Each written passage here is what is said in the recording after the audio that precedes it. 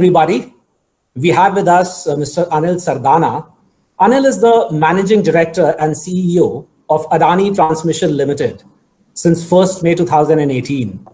Till 30th April 2018, he was the CEO and Managing Director of Tata Power since 1st February 2011. Till 31st January 2011, beginning August 2007, he was the Managing Director of Tata Teleservices. Prior to telecom's stint, Anil was Executive Director on the board of Tata Power.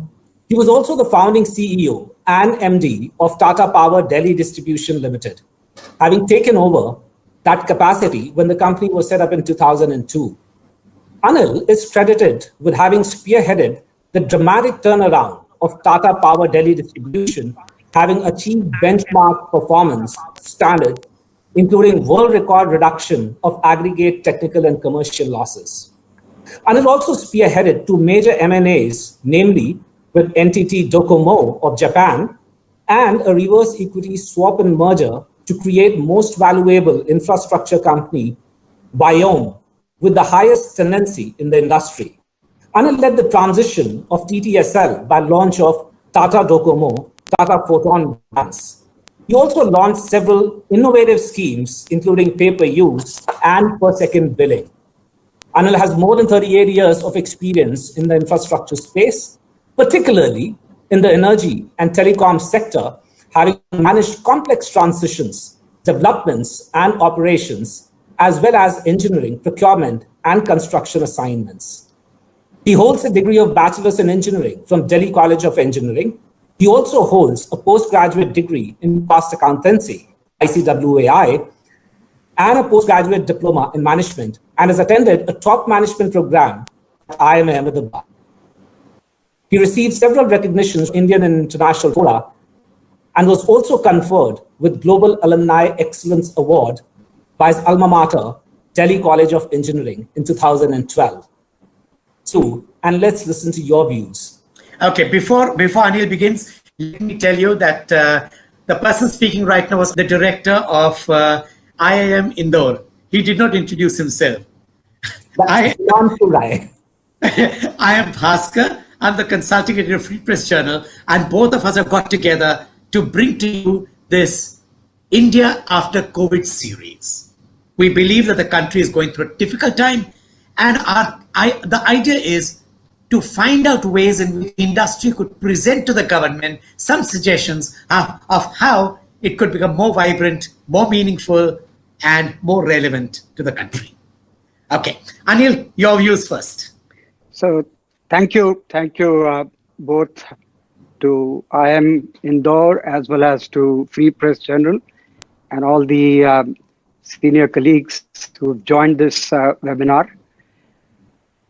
In fact, in the present VUCA times, volatile times, everyone is sitting indoors, everyone is sitting at home, you're enjoying electricity. As long as you don't have interruptions, you certainly have no reasons to really recall the power warriors who are doing a damn good job on ground and facilitating electricity. Very rightly so, we are trying to remember doctors, we're trying to remember all the workers who are supporting the public health problem. But I think it'll be nice for me to also salute all the power warriors who are doing an amazing job and facilitating that the electricity reaches every nook and corner of places, especially the hospitals and the places where people need the most. Well, on this sector, I would say that the basic issue that all of us need to bear in mind is the fact that while nothing much changes in terms of how the sector is governed, but what's been changing is our commitment to the green concepts. What's also been changing is the way the market is going to reorient and treat electricity also like a commodity. And I think these are the two beautiful facets that people are trying to experience and trying to gradually come to terms with. However rudimentary this sector may sound, this certainly will also be gradually touching base with what's been amazing in the era in which we are all living. We are blessed in a way that we have now artificial intelligence, we have IoT, we have virtual reality, we have data analytics, we have all these new concepts which have come in an era where even the rudimentary sector can't just shy itself from having the rub-off effect of the advantage of these things. And I guess that's what is going to change the concept. It's my belief, though of course, when my brief introduction was being talked, I suddenly realized that, on 2nd of April, I actually completed 40 years of service period, and I ought to go back and get some of those datas updated. But more important part is in this 4 decades of work that I've put in, what's one seen that this change is not very easy in these kind of sectors, especially because the last mile in the sector, 89% own in state-owned hands. The biggest issue that perhaps many customers don't see the advantage of many changes in a holistic way. Because, either we get swayed to talk about perhaps, T&D losses, the new buzz is now aggregate technical and commercial losses, or we tend to get swayed with specific, which perhaps, undermines the fact that this sector has also gone through a lot of change and needs to undergo much more change. It's my prediction that till such time that I have active life in this sector, we will see that a customer will have choice to buy electricity almost like you buy your airtime. Each meter will be configurable.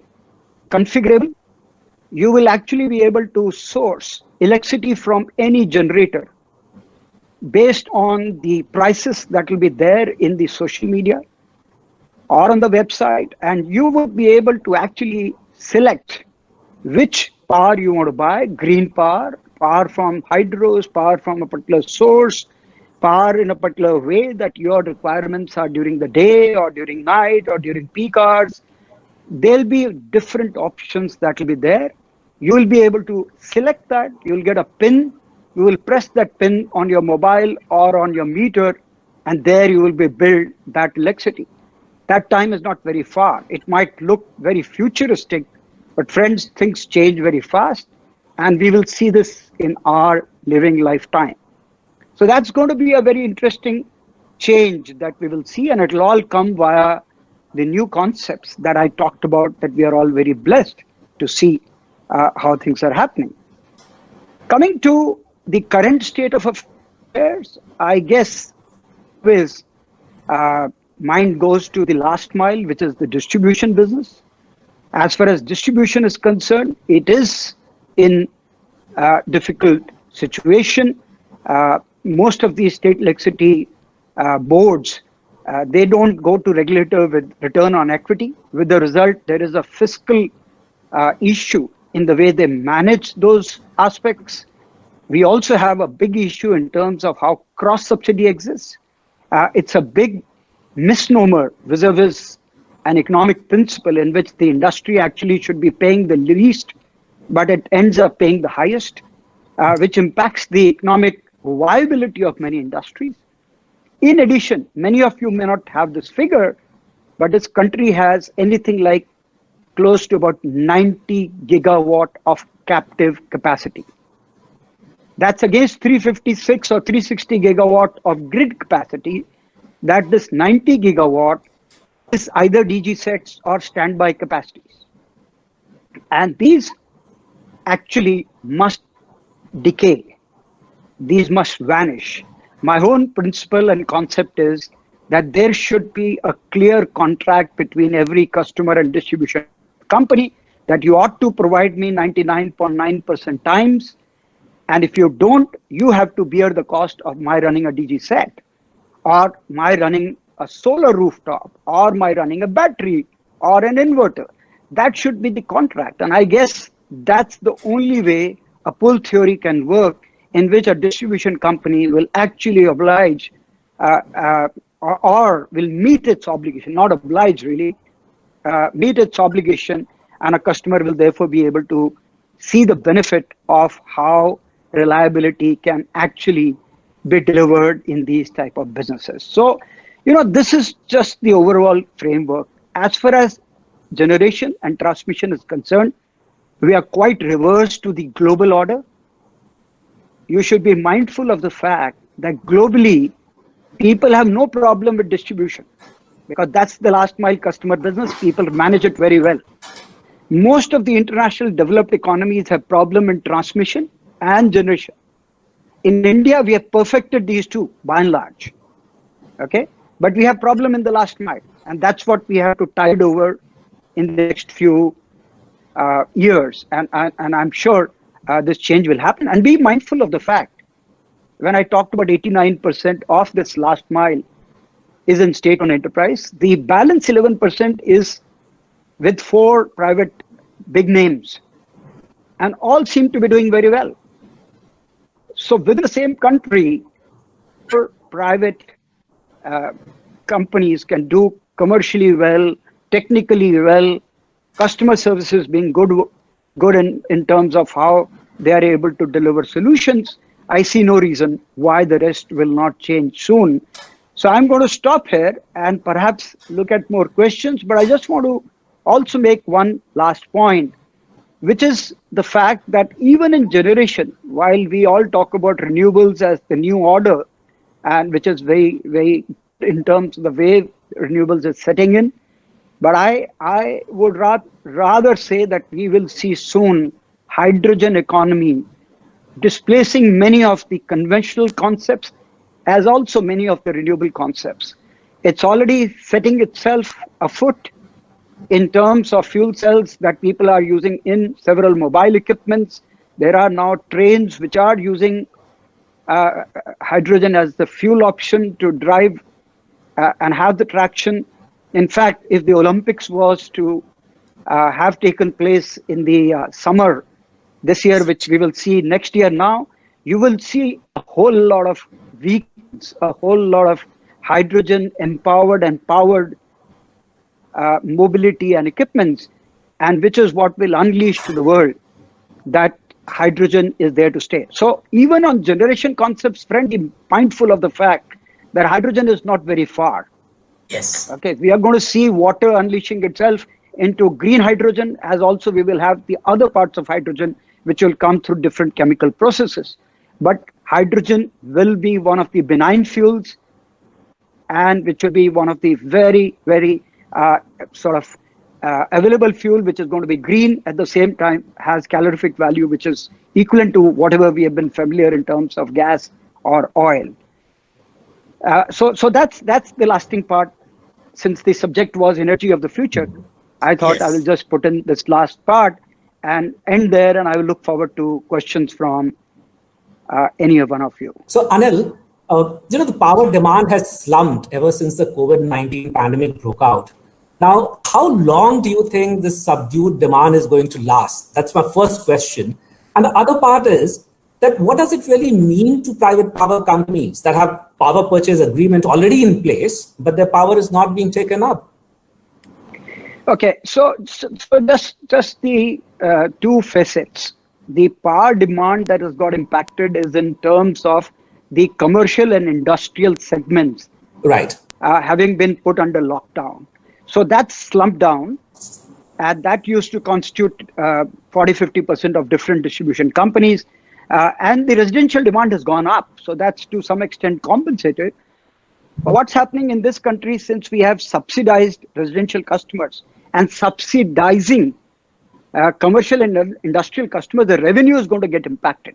So the revenue of distribution company in these 2 months of lockdown, and if that extends, is going to create a big issue going forward in terms of tariff, because the regulatory assets will get created, and you will see in the next 2-3 years, consumers will actually have to pay for this period because the expenses continue to be the same, but ultimately the revenues is going to be impacted badly. So that's a phenomena that we will leave it there at this moment. As far as the power purchase agreements are concerned, those continue to be honored. People will have to pay fixed cost. Of course, what will happen is in the merit order, people will buy only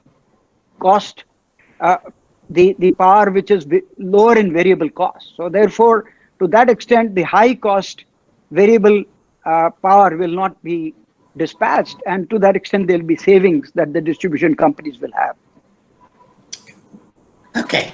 Anil, there are two questions that I have, which I'm going to take over what Himanshu said. I agree with you that hydrogen may be the fuel of the future. At the rural level, where transmission lines are very long and very expensive, do you think solar will become the key power source? Now, I say this because, and if you permit me just 1 minute, a remarkable thing happened in India in Tripura.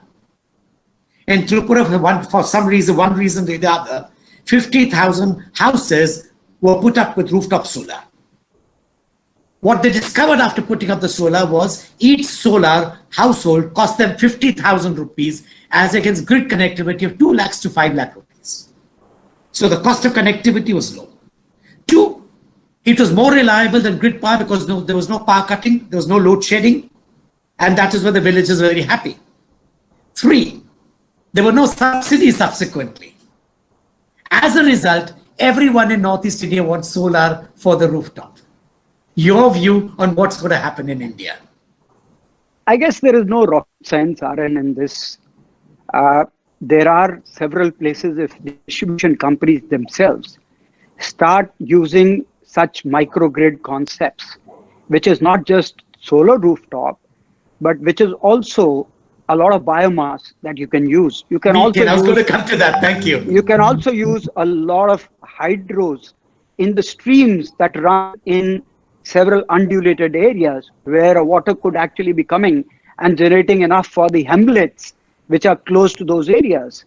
Now, these are all realities which have been proven. The trouble is when somebody else other than distribution company has to do it, since there are no zoning concepts, and if a private sector goes and invest, or you go and invest, or the community invests, assuming, then the trouble is you see the last mile coming from a distribution company with an announcement that your tariff will be 1 rupee because you are below poverty line customers.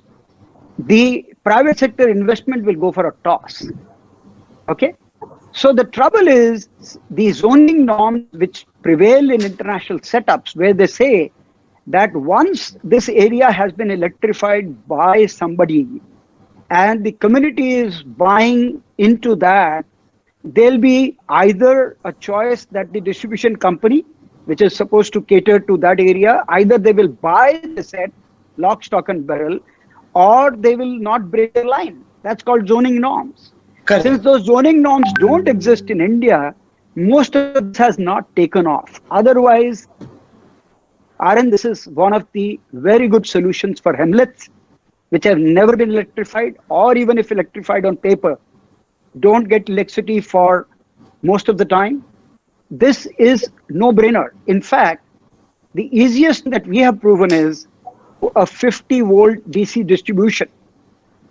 You don't have to even look at doing, you generate DC out of solar.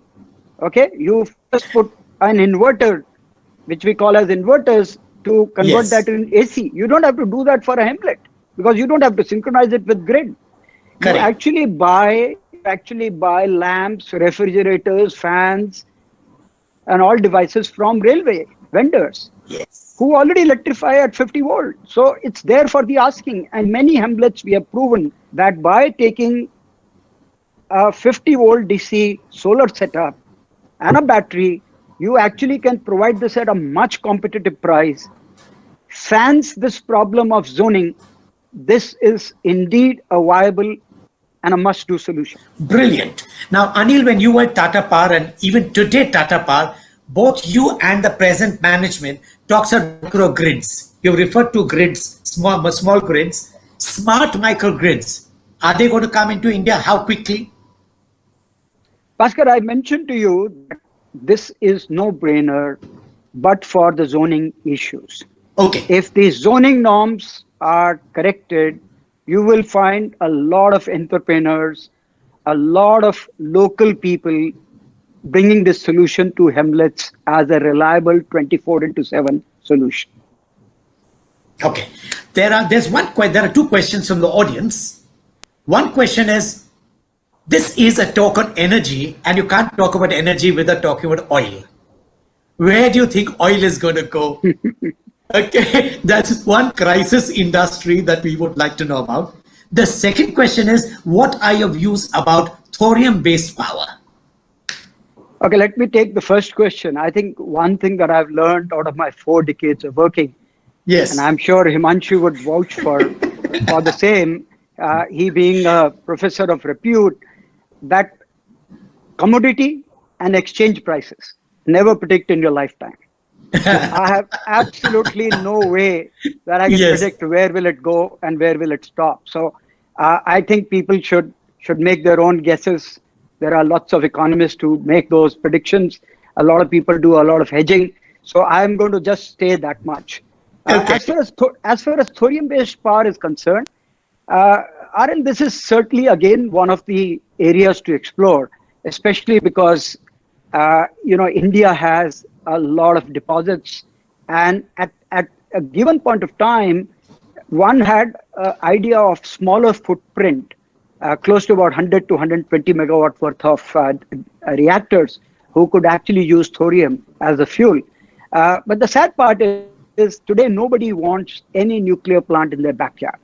Yes. It's become, after Chernobyl and Fukushima, it's a matter which scares. It's a bad word.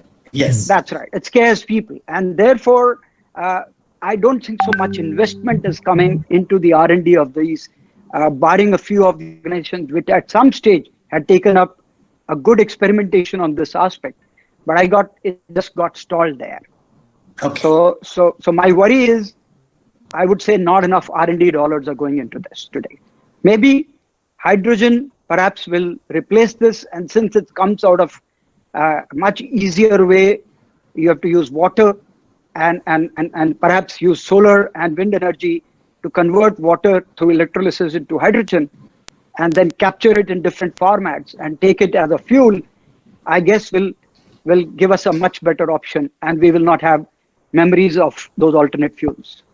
But do you think, Anil, do you think that the renewable energy resources and sources, they're going to completely replace oil? Well, again, I don't think so. It's so easy to answer. But of course, the attempt is so. And why not? Because if you have the storage system that makes things attractive enough for car manufacturers, for other users, and storage prices move into, and storage prices will keep falling further. Yes. Then in that case, I would find that most of the oil companies themselves, you will find, will start making some of these storage options. So yes, the oil is likely to get displaced. How soon, how fast is what we'll have to wait and see. There are 2 questions, Anil. While Himanshu and I understand what zoning means, there are lots of people in the audience who don't understand what zoning means in the power sector, in the energy sector. Could you simplify that for them? Okay. You see, the Indian Electricity Act permits that such of the rural areas where people can do electrification will not need a license. Okay, it's a de-licensed activity. In addition, you will in any case not need to go back to regulator, or regulator will not have jurisdiction on the contracts that you will have between yourself and the community at large. Now, such areas, if you take that as a geographical area which is defined beyond the municipal limits of the neighboring areas, you can say this is a zone which will not be covered by regulators, which will not be covered by the normal distribution reach. So that's the zoning concept that we are talking about. Okay. I know that you have to leave early, but there are 2 questions. One, when you talk to hydrogen, I know that in Japan, Mirai cars have been traveling for the last 4 years using hydrogen. But hydrogen is a very difficult fuel to manage. At the rural level, at the local level, at the small town level, do you think hydrogen will be a feasible possibility? Aaron, this statement is more from the point of view of our notion about the hydrogen bomb. I don't think so. You need to. I don't think you need to get there. You should also understand that electricity is a great slave, but a very bad master. So if you try and allow even electricity to become a master, it actually spares no one. Okay, so it charges you down. And similarly, I guess hydrogen also has various means in which you have to do a controlled working on that. You use hydrogen at several places. In fact, several industries use that. Power industry uses it to cool their generators. In fact, all the large generators have hydrogen cooling. Oh, wow. So we've been using that for ages. So it's not that we are not familiar with hydrogen as a medium. We are fully familiar with it, and there are fuel cells today which use that. There are bottles which are leak-proof, which are safe, and you are able to use hydrogen. You don't have to, actually the good advantage is you don't have to pressurize it. When you don't pressurize it, does not have the desire to come to the atmosphere on its own unless you actually damage that container. So I don't think so it's worrisome. Of course, it has to be done with all the caution and precaution that come with any fuel. I have a personal question. So, completely kind of off what we have been talking about. There are two things the two of us share. So I happen to be an electrical engineer as well. And both of us have worked for the Tatas. So I worked with Tata Steel for 8.5 years in electrical operations. Wow. And then at some point of time, I decided to stop looking at electrical machines and start looking at human beings. Your journey has been thoroughly in this particular space. So when you look at those 40 years, when you have been so closely associated with electrical machines and things around electrical engineering, what do you make of this journey? What gives you the greatest joy? Himanshu, I must admit that, we could say that we had this background of having done our engineering some 40 years back. What one has enjoyed the most is to build teams and work with fantastic sort of people. So if one really recalls what's been a matter of great pleasure, it's been forming great teams and working with lovely teams and lovely set of people. So for me, 18 years of working with Tatas, 14 years of working with NTPC during its formative years, now working for last 2 years with a growth-oriented group, it's a matter of giving back to society and at the same time working with fabulous set of people. I think that's what pleasure one draws out of all these 40 years of working. Anil, before you go, I want you to dwell on one important issue, which I want all the conversations and interactions to have. What is your wish list or what the government should do to make the energy sector more vibrant? Crucial. That is something I want to know. I don't think so. I have to labor my mind in answering that question. Brilliant. I would clearly say they should have a single point agenda to make sure that the last mile must become benchmark compared to the global offerings. I think we have much better room to achieve so. And we have no reason why 70 years post-independence, we are still not able to give customer the desired pleasure in terms of what the customer must experience. This would mean that the pricing for the last mile customer will change. Well, Aaron, this is not just pricing. This is the whole set of experience that I'm talking about. As I said, it's a commodity which, like any other commodity, must reach to customer. Customer must have a choice. Customer must be able to enjoy electricity 24/7. Customer must have the least recall of who's supplying the electricity. You typically, when you use your airtime, you don't have to remember unless your call drops that, my supplier's network seems to have gone bad. That's the only time that you remember. Otherwise, you just seamlessly keep enjoying your service. Electricity has got to be the same. It's exactly got to be the same. Yes. That you should not be able to recall who's your supplier. You should be able to constantly keep supplying quality supply, supply at demand, and supply in a competitive way. And there's no reason why we should not be able to achieve that. Brilliant. Thank you very much, Anil. And I don't want you to get upset with us because we've delayed you from the next meeting. Himanshu, would you like to say something? No, it was such a pleasure, Anil, talking to you. And I particularly like the fact that despite staying with your core sector, what you said that you remember the most is building teams. And I think this entire lesson about leadership, and that is that eventually it is your team that matters the most. So if you have managed to actually create a good team around you, you will be able to tide over any crisis. And today, as we are going through, not just India, I mean, everyone, the entire world is going through this crisis. I think these words are far more truer and they hold so much value. So thank you very much, Anil, for joining us. It was such a pleasure talking to you. Thank you, Himanshu. Anil. We learned a lot, even here in this meeting, I learned a little more. Thank you, Arun, and thank you, Himanshu. Look forward to being physically there one of these days.